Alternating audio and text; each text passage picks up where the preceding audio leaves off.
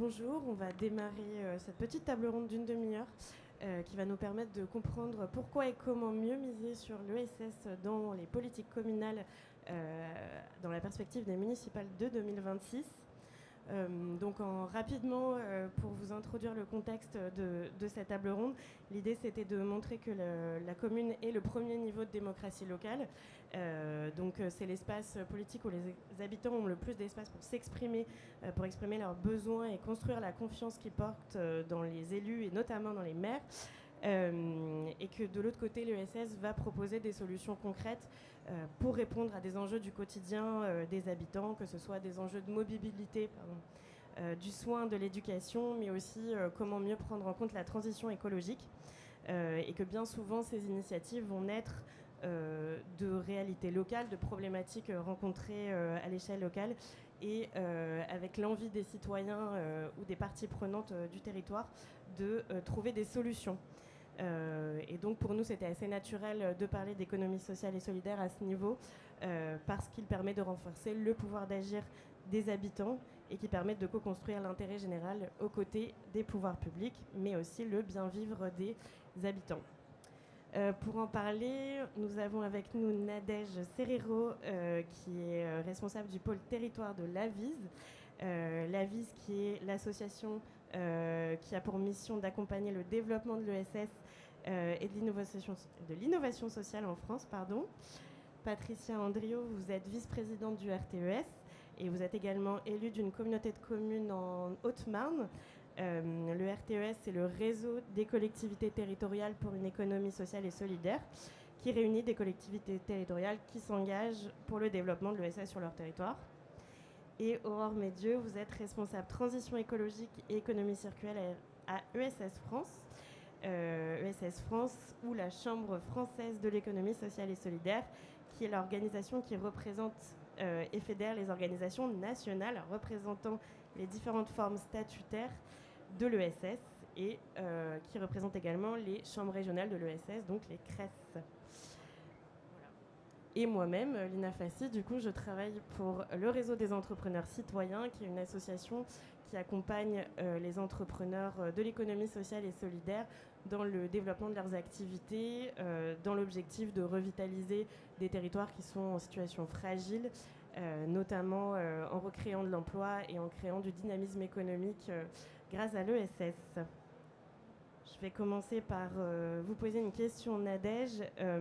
L'AVIS, du coup, comme je le disais précédemment, accompagne le développement de l'ESS et de l'innovation sociale en France. Vous portez des programmes qui sont notamment à destination des territoires fragiles, qui permettent de mettre l'innovation sociale au service de ce type de problématiques. Est-ce que vous pouvez nous dire, pour des communes qui souhaiteraient se lancer et mettre l'ESS au cœur de leur politique, comment elles peuvent le faire et quelles sont les raisons pour lesquelles le faire? Tout à fait. Merci beaucoup pour cette invitation. Donc moi, je travaille à l'AVIS depuis quelques temps et je coordonne et je suis responsable du réseau des fabriques à initiative ainsi que référente sur les questions de ruralité. Aujourd'hui, donc, l'AVIS accompagne les collectivités dans leur sensibilisation, connaissance sur l'économie sociale et solidaire et aussi sur la manière de mobiliser les acteurs de terrain pour co-construire des projets ensemble et surtout répondre à des besoins non couverts sur les territoires. Un des dispositifs aujourd'hui qui sert à ça sur les territoires, qui existe donc depuis 15 ans, s'appelle le dispositif des fabriques à initiative, qui permet de générer des projets en innovation sociale en mettant autour de la table des acteurs différents qui n'ont peut-être pas l'habitude de travailler ensemble, donc des associations, des structures privées, des collectivités de tout type et de toute taille pour identifier et créer des projets d'innovation sociale ensemble qui seront viables et créateurs d'activités économiques. Ces structures-là, elles sont au nombre de 38 aujourd'hui partout sur le territoire national et elles ont vocation à continuer d'exister et à se développer pour mailler de manière large le territoire avec l'objectif d'avoir une fabrique à initiative, un générateur de projets d'innovation sociale dans chaque département français. Les collectivités, à quoi ça sert de soutenir ce type de structure? C'est de se doter d'un outil d'ingénierie territoriale, d'une expertise sur le terrain. Ce sont des structures qui ont la compétence de modéliser des projets vertueux en économie sociale et sur des thématiques comme la création, la consolidation d'une filière bois, la création de ressourceries, de recycleries sur le territoire. Là, c'est pour prendre des exemples de projets en économie circulaire, mais on en a aussi sur le champ de l'insertion, sur le champ de la transition vers une alimentation plus durable. Donc voilà, toutes les thématiques sont possibles d'être traitées grâce à cette méthodologie. Et sur le volet des collectivités rurales, on travaille également en partenariat avec le RTS sur un projet qui s'appelle Tresson, qui a déjà eu 2 moutures, 2 volets. Et notre objectif, c'est de mettre en lumière tout ce que l'ESS fait déjà dans les territoires ruraux et la place qu'elle occupe, et de renforcer les liens entre des acteurs de terrain qui ne se reconnaissent peut-être pas de l'économie sociale, mais qui pourtant en font partie, notamment sur les questions agricoles. Le dernier volet du projet Tresson a porté sur cette question-là. En tout cas, si ça vous intéresse, on vous invite à venir nous voir sur le stand et puis à surtout consulter notre site internet qui est un centre de ressources sur les questions d'innovation sociale, donc avis.org. Voilà, merci. Merci beaucoup. Je vais passer à vous, Patricia. Vous avez, avec le RTES, élaboré un kit qui s'appelle Municipal ESS. Voilà. Qui est disponible dans toutes les bonnes librairies, et notamment derrière Pierre-Alain au district. Parfait. Il me semble que vous aviez déjà élaboré une première monture de ce kit aux municipales précédentes. Est-ce que vous pouvez nous raconter un petit peu ce qui s'y dit et quelles sont les solutions concrètes que vous mettez à disposition pour intégrer mieux l'ESS ? Oui, merci. Alors effectivement, peut-être déjà dire un mot sur ce qu'est le RTES. Le RTES, c'est le réseau des collectivités pour l'économie solidaire, vous l'avez dit. Donc concrètement, on réunit des départements, des régions, des communes comme la ville de Paris, de Lyon, de Bordeaux, mais aussi des petites communes ou interco. Moi, je suis représentante d'un PETR du pays de Langres, donc zone très, très rurale.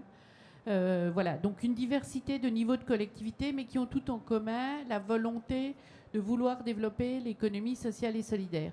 Ça veut dire le but d'une collectivité, quel que soit son niveau, c'est de rendre des services à la population dans tous les domaines, l'éducation, la culture, le sport, les services à la personne, l'alimentation, enfin le transport.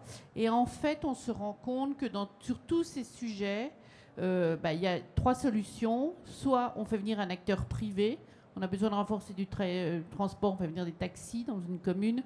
Soit on promet en régie municipale, on fait directement le service. Soit on travaille avec des acteurs avec lesquels on est capable d'avoir une discussion sur la gouvernance, sur lesquels on partage un intérêt commun. C'est l'économie sociale et solidaire. Et donc, on considère que dans ce réseau, que c'est une solution extrêmement intéressante, notamment pour les territoires fragiles. Vous avez évoqué Tresson. Donc, en fait, que pour rendre ces services, souvent, c'est pas à la collectivité toute seule de faire en régie. Aller chercher du privé, c'est de la valeur ajoutée et on maîtrise pas finalement complètement le service qui est rendu. Et en travaillant avec des acteurs locaux, on a à la fois, on peut discuter du service qui est rendu, l'adapter au mieux à la population qui est partie prenante de la gouvernance et donc rester dans le cadre de l'intérêt général. Et donc ce kit décrit à l'échelle d'une commune, puisque c'est bientôt les élections municipales, comment sur chacun de ces sujets que j'ai évoqués, ça apporte des réponses concrètes. Par exemple dans l'alimentation, par exemple dans le transport, par exemple dans la culture. Donc il y a des exemples dans le transport, de transport à la demande, et c'est des associations qui portent. Dans la culture, on le sait bien, c'est beaucoup des associations, mais on le sait bien, et ça paraît très évident que toute la culture a été historiquement portée par des associations ou des régies, mais on voit une espèce de développement de culture industrielle, de firmes qui amènent de la culture clé en main par du privé pour organiser des concerts, et que là aussi, il y a un service qui n'est pas tout à fait le même. Donc voilà, Et notre réseau a la particularité de réunir à la fois des élus, donc d'avoir une dimension politique, mais aussi des techniciens. On organise aussi ce croisement-là, parce qu'en fait, quand on veut co-construire une politique publique, il faut travailler avec les acteurs, évidemment, mais aussi il faut travailler entre élus et techniciens. Il n'y a pas d'un côté les services, d'un côté... Enfin, vous voyez, donc cette alchimie-là, elle est quand même super importante à porter. Ça fait partie de notre ADN. Voilà. Donc, dans ce kit, vous découvrirez un peu sur chacun des sujets quels sont les grands leviers d'action. On travaille de plus en plus, vous avez évoqué Tresson, sur l'alimentation. Il y a 10 ans, dans une commune, une collectivité, on considérait que l'alimentation, ce n'était pas notre sujet.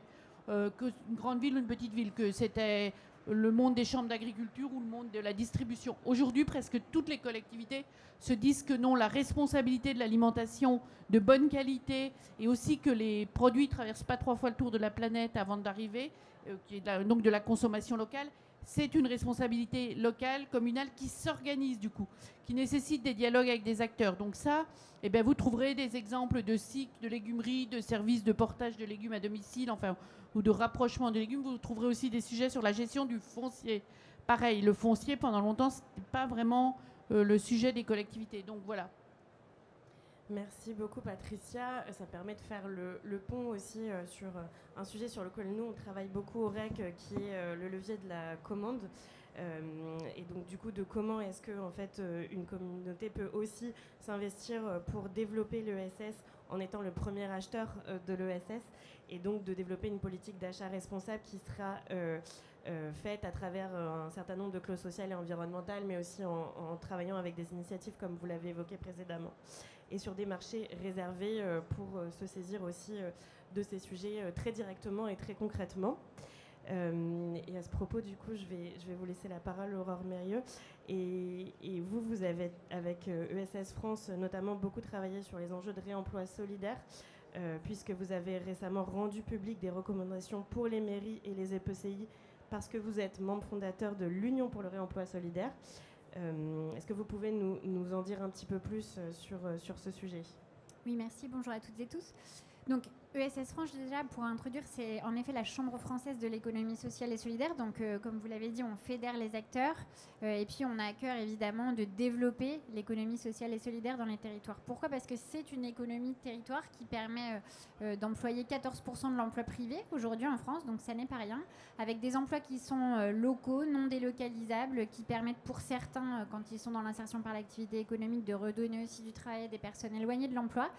Et en fait, là, ce qui est très intéressant, dès lors que l'on parle de planification, et en particulier de planification territoriale écologique, c'est que ces structures-là, notamment avec leur capacité à avoir une gouvernance partagée et à mobiliser les citoyens, les citoyennes du territoire, ça permet, c'est ce que tu as dit Patricia, de construire des solutions qui sont plus durables dans le temps, aussi parce que plus acceptées localement.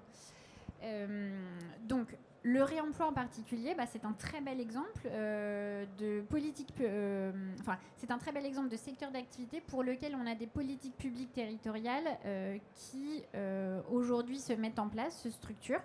Il faut savoir que l'ESS, donc comme le disait Patricia, est très présent dans un certain nombre de politiques publiques locales, et que les partenariats entre l'ESS et les collectivités, entre les collectivités et les structures de l'ESS, sont très resserrés, existent depuis un certain nombre d'années. Donc sur le remploi, ça fait à peu près 75 ans que l'ESS a été pionnière sur ce secteur d'activité et a proposé des solutions. C'est avec le mouvement Emmaüs en particulier, que vous connaissez toutes et tous. Et puis plus récemment, il y a à peu près 30 ans, on commençait à naître ce qu'on appelle les ressourceries, recycleries, qui sont des espaces où on donne une seconde vie, où on allonge la vie des produits et des biens de consommation. Ce réemploi, aujourd'hui, il a un cadre législatif qui lui permet d'aller plus loin. C'est avec la loi anti-gaspillage pour une économie circulaire. Il a vu un certain nombre de points qui lui permettent d'avancer. Néanmoins, ça a aussi fait appel d'air, et on a un certain nombre de nouveaux acteurs, les acteurs du réemploi lucratif ou les metteurs en marché de neuf, qui vont commencer à développer une offre concurrentielle. Et donc, on avait besoin de se structurer, de s'organiser pour pouvoir démontrer justement les externalités positives que font les structures de l'économie sociale et solidaire quand elles font du réemploi, ce que ne ferait pas un metteur en marché qui va avoir pour cadre principal la lucrativité de son modèle.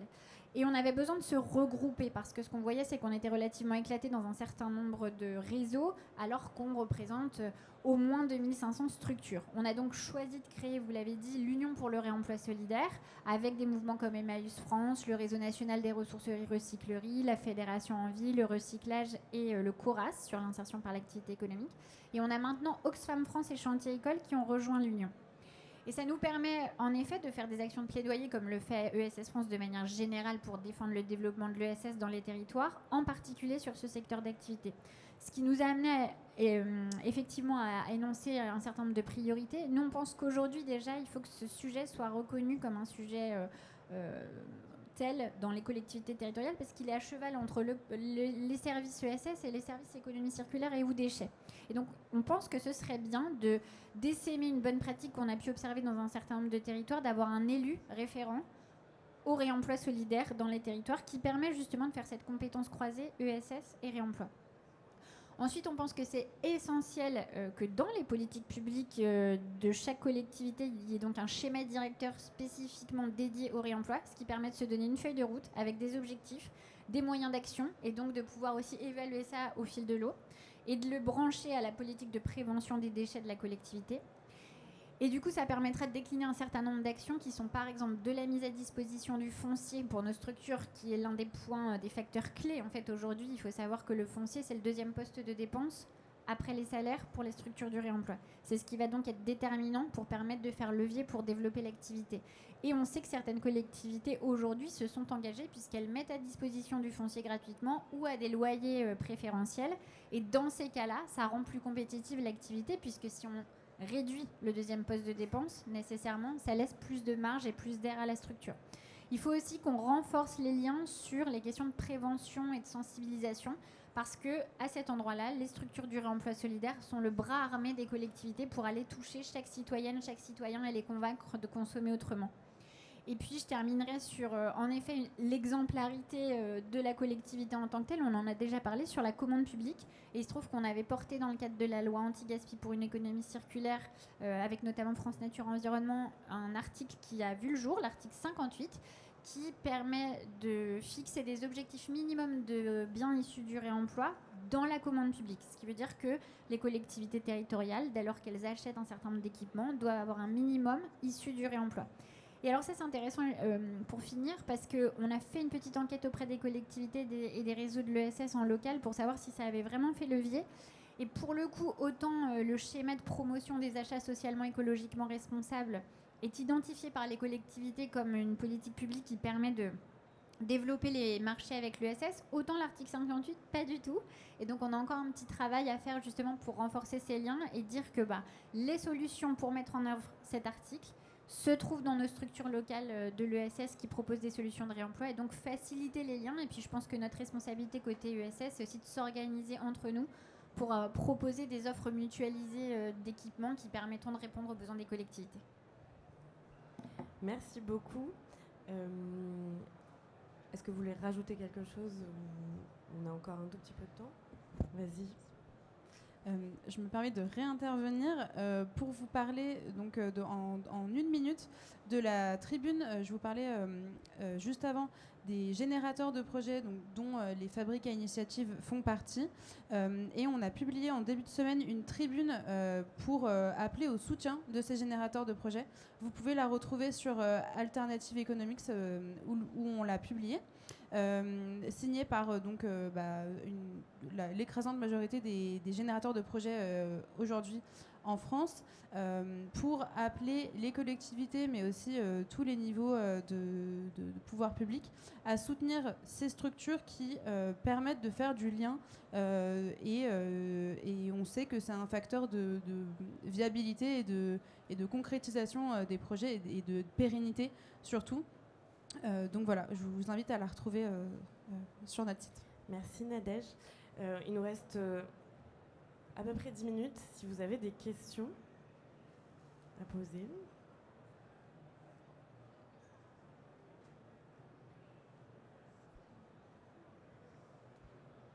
Pardon, moi c'est plus un bonjour.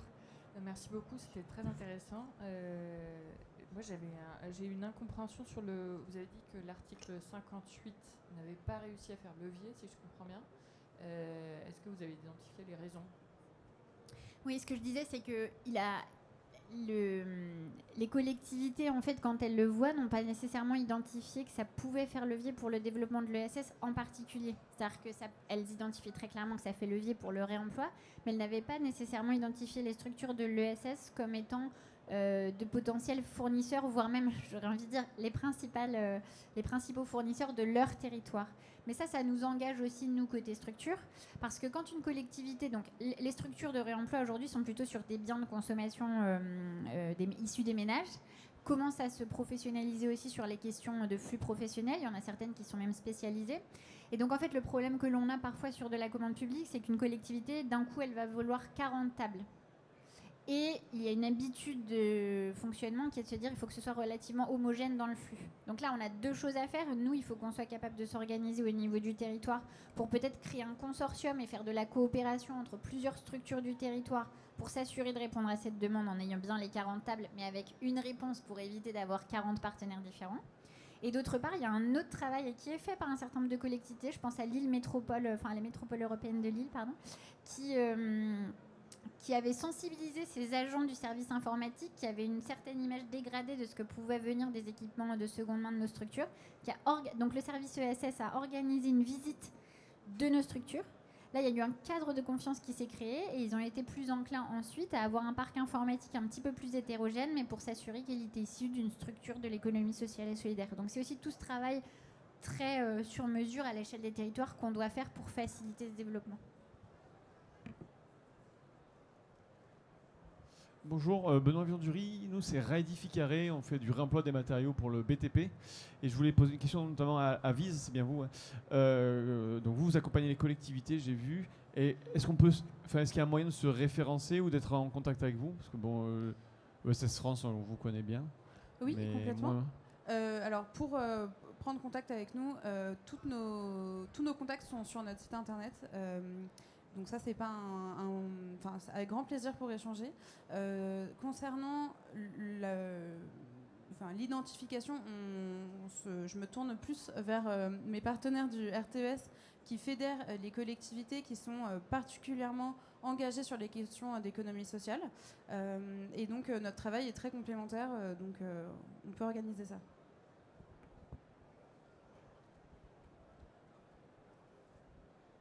Bonjour, je suis dans une petite collectivité, 1200 habitants. Nous, le réemploi, on essaye parfois de le mettre en place dans nos achats, mais on est souvent bloqué par la trésor publique, où en fait, on n'arrive pas à acheter d'occasion, par exemple, des jouets pour la garderie, des choses comme ça, parce qu'il nous faut tout le système du trésor public, la facture, le délai de paiement, etc. Donc je ne sais pas, est-ce qu'il y a des leviers? Est-ce qu'il y en a qui ont trouvé des astuces pour ça? Oui, mais c'est juste pour dire que c'est typiquement ce genre de questions sur lequel, au niveau du RTES, on essaie de travailler, y compris avec le niveau national ou régional, pour faire bouger la réglementation, pour que ce genre d'écueil puisse être dépassé, parce que une des questions, c'est que le SS n'est pas effectivement souvent, alors c'est de mieux en mieux, mais n'est pas toujours reconnu, et les façons de faire et les spécificités par les cadres législatifs et les administrations locales. Donc ça fait partie de nos sujets que de faire progresser ça, et c'est pour ça qu'on travaille aussi ensemble. Voilà. Oui, et puis après, nos réseaux, ils servent... Donc, au niveau national, on fait ce travail de plaidoyer pour faire bouger les lignes, modifier les cadres. D'ailleurs, je vous invite à lire la position d'ESS France sur la stratégie nationale de développement de l'ESS, puisque dedans, on a des éléments sur la commande publique.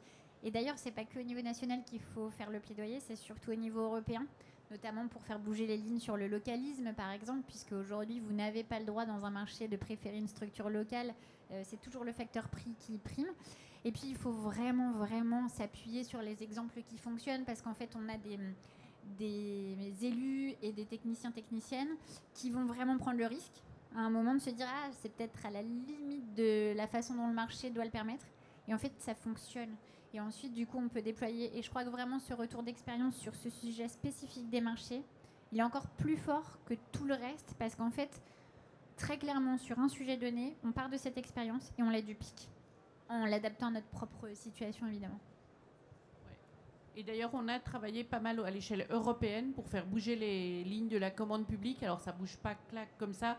Mais non, mais la question très connue du localisme dans la commande publique, là, il commence à y avoir des choses qui bougent. Et effectivement, en rejoignant le RTS ou en nous contactant, on peut vous mettre, parce qu'on a une visibilité de ce que d'autres collectivités ont fait, qui n'est pas complète, mais qui n'est pas si mauvaise. Donc, ça peut être l'occasion de faire des échanges de pratiques ou de vous mettre en relation. On organise des webinaires, mais on peut aussi vous mettre en relation. Voilà.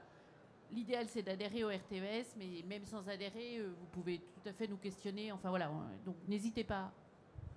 Et sur les jouets en particulier, pardon, une seconde, vous avez le réseau Rejon Solidaire qui fédère les structures spécialistes et qui ont l'habitude de ces questions sur la sécurité.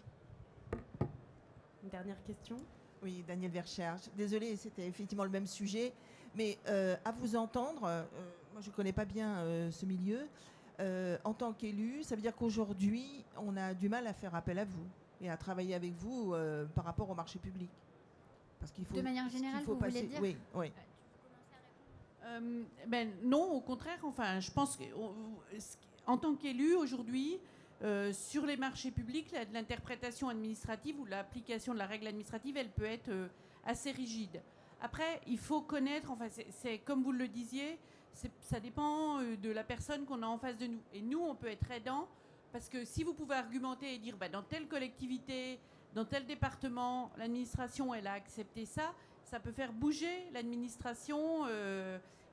C'est pas simple quand même. Non, c'est pas simple. Non, mais si c'était simple, on n'aurait pas de raison d'être. Oui, bien sûr, bien sûr. Parce que mais c'est comme ça aussi que les choses bougent. Il y a aussi des réseaux nationaux de l'administration dans lesquels on essaie de faire porter une certaine parole, d'intervenir, pas forcément justement dans les réseaux de l'ESS, mais sur d'autres réseaux. Je pense au réseau des sous-préfets, des territoires fragiles, ruralité, où on essaie de faire entendre ça. Mais c'est pas simple. Non, c'est bien ce qui est dommage. C'est qu'aujourd'hui, c'est une économie qui paraît être une économie du bon sens, en fait, parce que c'est plein de solutions très concrètes, avec une vraie logique de transition environnementale et qui prend en compte la gouvernance. Et pour autant, ça paraît beaucoup plus compliqué parce que les cadres administratifs ne sont pas prévus vraiment pour cette économie-là. Et c'est tout notre travail aux structures que nous représentons toutes les trois que de faire bouger ces cadres-là. Alors, c'est pas simple, mais il y a des choses qui progressent quand même. Ok, merci. En 30 secondes, pour respecter le temps. En fait, là, on avait un exemple à Grenoble la semaine dernière d'une administration, le Crous, qui a fait appel à une structure de l'ESS. En fait, il faut aussi accepter d'aller travailler à la main chacun de ces marchés. C'est gagnant pour la collectivité parce que ça évite d'avoir un marché infructueux. C'est gagnant pour les structures du territoire parce que ça fait que ce marché, il est adapté à leur spécificité. Et en fait, ce qui est extraordinaire, c'est que une fois qu'on a passé ce cap-là, on va même plus loin que ce qu'imaginait la collectivité dans le service qu'elle demandait dans son premier marché. Et en fait, ça lui permet même d'avoir des externalités qui n'étaient pas pré-identifiées, mais qui permettent d'aller encore beaucoup plus loin. En revanche, il faut accepter une chose, de faire du sur-mesure et d'aller parler avec les structures au niveau local. Ça, c'est sûr. Merci beaucoup. Si vous voulez poursuivre les échanges, on est tout au fond, la place de l'économie sociale et solidaire, à côté du food court. Et on vous attend jusqu'à la fin de la journée. Merci beaucoup.